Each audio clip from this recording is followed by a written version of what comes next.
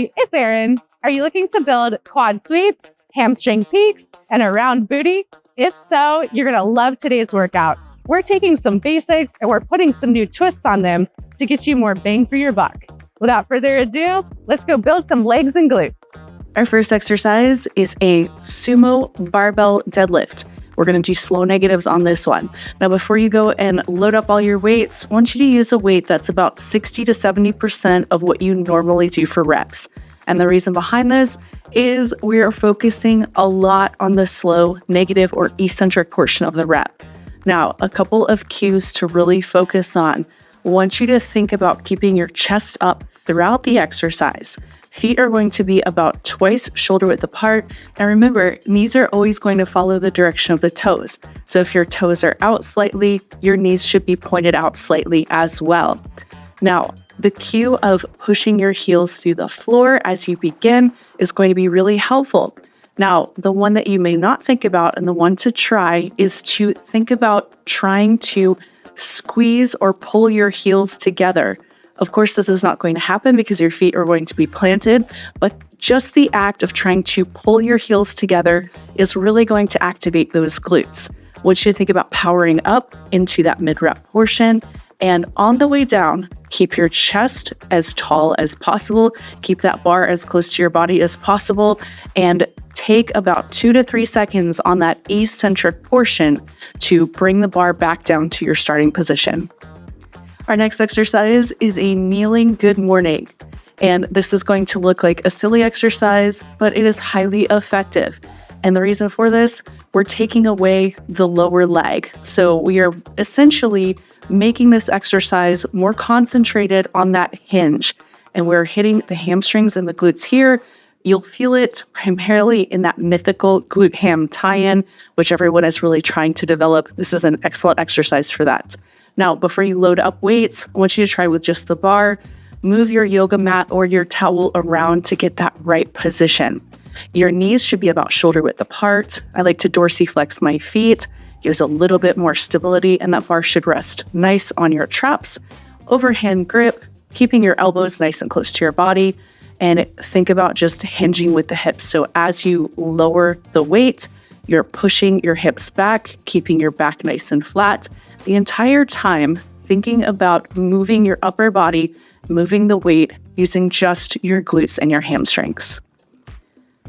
Next exercise is the cable squat. Now for this exercise, you can use either the double D handles like I'm using here, or you can use an easy bar. It's totally up to you.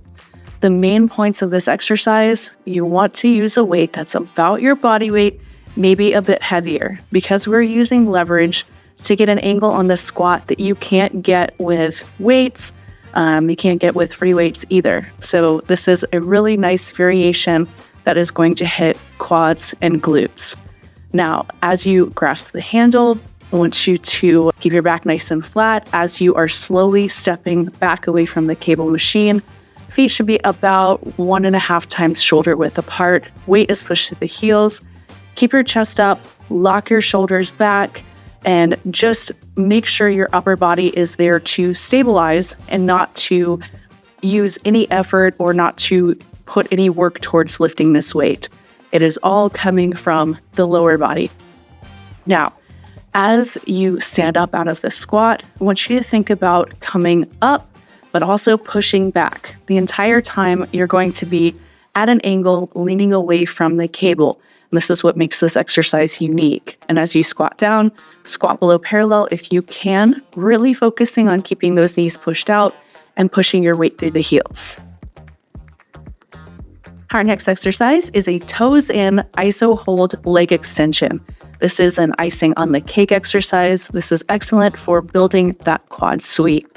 Now, what you're going to do is you're going to make sure the machine fits you properly. So if you need to adjust anywhere, make sure that range of motion feels good.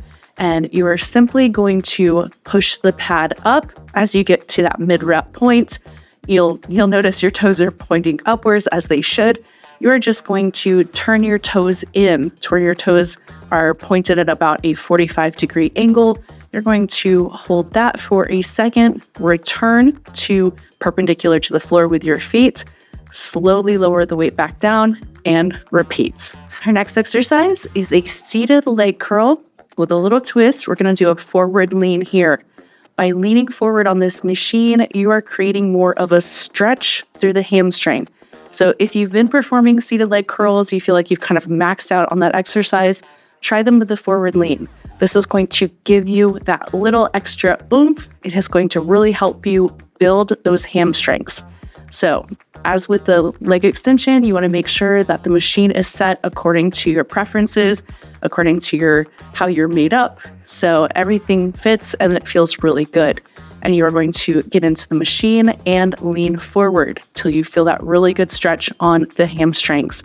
And you're going to pull the pad towards your glutes. You can give a mid-rep pause if you would like, and slowly bring that weight back up to the starting point. With all of these exercises, I really want you to focus on that negative or eccentric portion of the exercise, because that is where a lot of our gains are made. Our last exercise is the abductor machine. We're going to lean back on this machine. By changing the angle just a little bit, you're going to feel it in a different place in the glutes. This is going to make it a lot more challenging. So when you get into the abductor machine, go a bit lighter. I want you to think about scooting forward just a little bit on that seat, leaning back with your upper body, extending your legs out as far as you can. And if you can, point your toes down. This is going to give you a little bit of an extra squeeze, an extra emphasis on those glutes.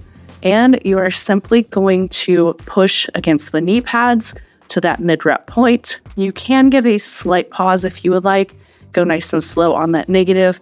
A lot of times with the abductor, this is going to be a more high rep exercise.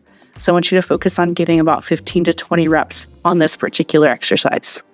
If your goal is all over muscle gain, consider doing 4 to 5 sets of each exercise and performing them in the form of straight sets, exactly as it is written and exactly as you saw in the video. Giving yourself a little bit more recovery in between sets is going to make sure that your cardiovascular system is not the limiting factor, right? So we want to make sure that that muscle is the limiting factor, that you really feel that fatigue and you're getting fairly close to failure on every single set. This means between 1 to 4 reps from failure, not necessarily going all the way to failure unless it's on an isolation move, maybe towards the end of the workout. Now, if you want to save time, you can absolutely superset, but understand that this is not necessarily optimal for growing muscle. So it's a bit of a toss-up. Are you going to be able to maintain with supersets? Absolutely. So if you are looking to perhaps recomp, then combining exercises can be a good option. But for old school, straight up gaining muscle, really consider taking your time in the gym and making sure that that muscle, not the old ticker, is the limiting factor there. All right, that's it for this time. Please let me know in the comments what you would like to see next, and we'll make it happen. Thank you so much for watching. I love you. I'm proud of you. Keep pushing, keep training hard, y'all.